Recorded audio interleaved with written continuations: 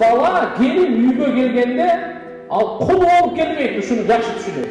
Ага баардыгы өкүм буйрук бере турган, күйөөсү деле буйрук берип атат, кайнатасы деле, кайненеси, кайненеси, кайнагасы, кайынсиңдиси баардыгы эле буйрук берип, бул ал болбой келген эмес. Шариятта ачык айтып коелу.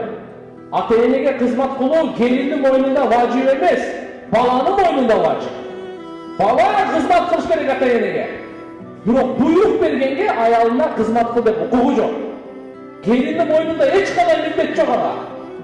Албетте шарапаттуу, бактылуу келиндер бардыгы кайнатасы, кайненесине кызмат кылып, дуалар алып көбөрүп келген.